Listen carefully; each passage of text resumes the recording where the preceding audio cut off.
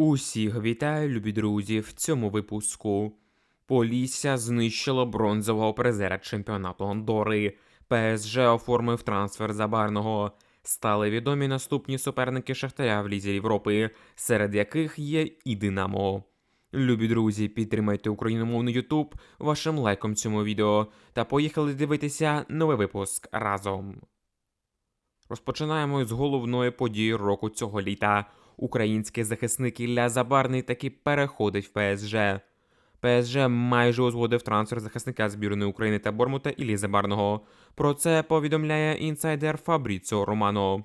Сторони вийшли на фінальну стадію переговорів і залишилися лише незначні деталі, після чого угода буде офіційно оформлена.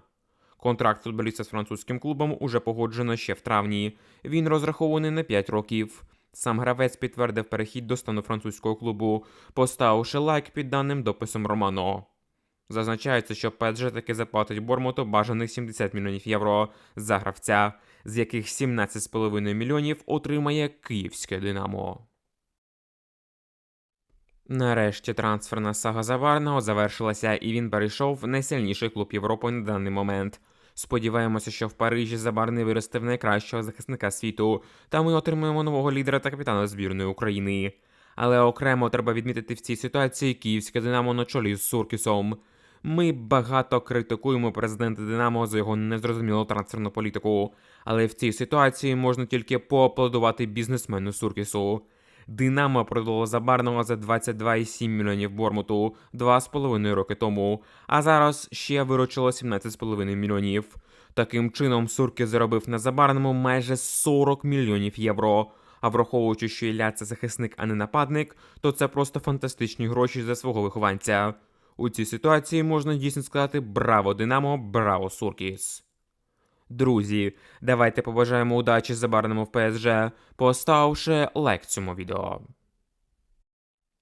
Близький до трансферу і інша українська зірка Артем Довбик. Лідс зробив великий крок уперед, щоб підписати форвардером Артема Довбика, повідомляє видання Leeds News. Після повернення в АПЛ клуб хоче оформити перехід нового нападника до закриття трансферного вікна. 28-річний українець – один з кандидатів.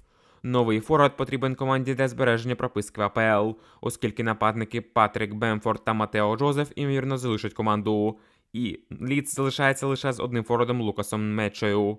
Тому Довбик ідеально відповідає потребам Лідса. Його підписання влітку є пріоритетом.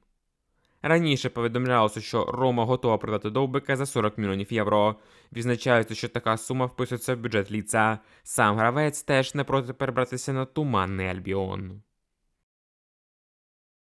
Можливо, Лідс – це і не та суперкоманда, на яку розраховував Довбик ще рік тому, але все ж таки АПЛ є АПЛ, і навіть аутсайдери там дуже часто становляться міцними середняками. До прикладу, як в минулому році зробив Ноттінгем Форест, який вийшов в АПЛ лише кілька сезонів тому. Звичайно, мовний Ньюкасл, Вестхем чи Астон Вілла були значно кращими варіантами продовження кар'єри для українця. Однак і Лідс – це теж непогано. Головне Довбику в цій ситуації не повторити долю Руслана Маліновського, який у 2022 році був близький до трансферу в той самий Ноттінгем з Аталанти. Але у результаті перейшов в Марсель, де втратив свою форму і зараз вимушений догравати кар'єру у скромному Дженуа. Друзі, якщо вибирати між Ромою та Лідсом, то який варіант ви б порадили українському Глеодору? Напишіть в коментарях нижче. Отримуй ще більше яскравих емоцій від улюбленої гри разом з Favbet. Favbet – бери від гри своє. Завершився Єврокубковий тиждень для українських команд. Житомирське Полісся після ганьби у першому матчі проти Санта-Колуми реабілітувалося та знищило грізних андорців в другому матчі відповіді. Вовки активно розпочали другий поєдинок і зробили те, на що з нетерпінням чекали українські вболівальники. Забили швидкий гол. Причому зробити це житомирянам допомогли господарі поля, які обрізалися біля власних воріт, а завершального удару завдав захисник Михайліченко. Початок другої половини зустрічі, як і стартові хвилини поєдинку, подарував радісні емоції українським вболівальникам. Після серії скидок м'яч опинився у Філіпова, який вразив ціль. Правда, радість Полісся була зовсім недовгою. Вже наступна атака Санта-Колуми завершилася прострілом Моурело, після якого Крушинський зрізав м'яч у ворота гостей. Вовки продовжували активно пресингувати суперників і зуміли таки схилити шальки терезів на свою користь. Збільшив перевагу Полісся Андрієвський, який замкнув вивірений простріл Назаренка. А четверту результативну атаку гостей почав Кудрик. Далі Назаренко пробив повз голкіпера, що невиправдано далеко вийшов, і Гайдучик відправив м'яч у порожні ворота. Полісся зуміло виправити ситуацію після сенсаційної домашньої поразки, здобуло першу в своїй історії Єврокубкову перемогу та вийшло до третього кваліфікаційного раунду Ліги конференцій. У третьому раунді кваліфікації Ліги конференцій Полісся гратиме з угорським Пакшем. Угорський клуб у другому раунді пройшов словенський Марибор за підсумком двох зустрічі з рахунком 2-1. Полісся та Пакш зіграють 7 та 14 серпня. Відзначимо, що Пакш посів третє місце у чемпіонаті Угорщини та розпочинав свій шлях у Лізі Європи, де в першому раунді поступився румунському Клужу.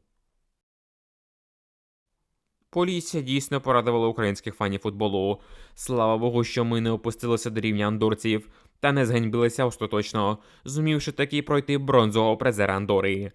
Але якщо Полісся хоче грати в груповому етапі Ліги конференції, то підопічним Ротаня безумовно треба суттєво додавати у грі. Адже якщо Пакш ще можна пройти, то от у четвертому раунді буде дуже важко. Тим паче серед потенційних суперників на Полісся там чекають Фіорентина, Страсбург, Крістал Пелес, Бешекташ, АЗ та інші неприємні команди.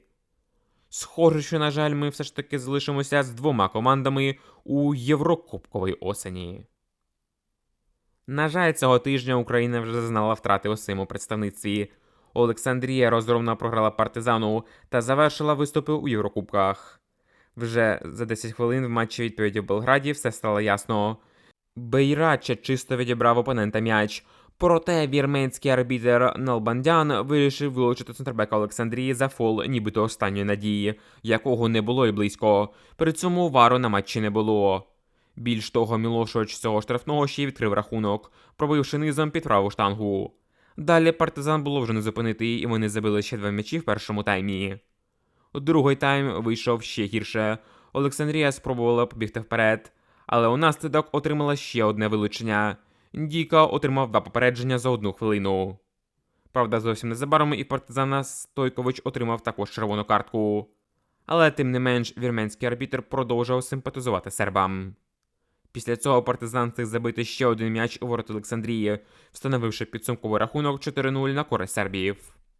У підсумку за двохматчевим протистоянням Олександрія поступилася сербам загальним рахунком 0-6. Справжня ганьба українського футболу. Зате порадував нас бронзовий призер минулого чемпіонату України Донецький Шахтар.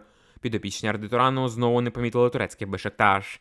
Шахтар значно переважав суперників за грою за ходом матчу відповіді. А вже на 12-й хвилині Кевін чергове познущався із захисту Бешикташа. Із лівого флангу ударом у дальній верхній кут зняв достроково всі питання щодо інтриги в цій грі. Свій другий м'яч під завіцею першої половини гри гірники таки забили зусиллями Вінісіуса в компенсований час та його прострілу з правого флангу штрафного на дальню стійку для Еліса, який розстріляв порожні ворота Бешикташа. Після цього будь-які спроби турків щось продемонструвати в цій грі не мали жодного сенсу. Шахтар спокійно довів гру до своєї перемоги та вже готується до наступного раунду Ліги Європи, де гірники зустрінуться проти грецького Пнантіакоса. Матчі третього раунду Ліги Європи пройдуть 7 та 14 серпня. Перша гра буде в Греції, друга в Польщі в Кракові. Шахтар вкотре довів, що є справжнім локомотивом на борочок в рейтингу України в УЄФА. Гірники не залишили жодних шансів туркам та показали їм, хто у домі господар. Шахтар зараз при Арді Турану виглядає як праймова команда Луческо 10 років тому, яка виступала в Лізі чемпіонів. Більш того, ми впевнені, якби саме цей Шахтар грав минулого сезону в ЛЧ, а не Шахтар Пушича, то гірники мали б усі шанси вийти в плей-офф турніру. Але зрештою зараз у Лізі Європи в Шахтаря з'являються справжні шанси пошуміти та вийти якомога далі. Можливо, навіть поборотися за перемогу в турнірі. Тим паче англійських, іспанських чи німецьких грандів цього сезону в ЛЄ немає, а усі інші цілком по силам гірникам. А отже, можемо припустити, якщо підопічні Турана не збавляє темп, то цей сезон може стати найуспішнішим за останні роки в історії Шахтаря. Головне не розслаблятися та пройти греків. Ну а далі, у четвертому раунді кваліфікації, на Шахтар потенційно очікують менш сильні суперники. Шкендія, Сігма, Абердін, Динамо Сіті. Це не ті команди, які Шахтар не зміг би пройти. Друзі, якщо вам теж сподобалася гра Шахтаря проти Бешикташу та ви вірите в Орду Турана, то поставте лайк цьому відео.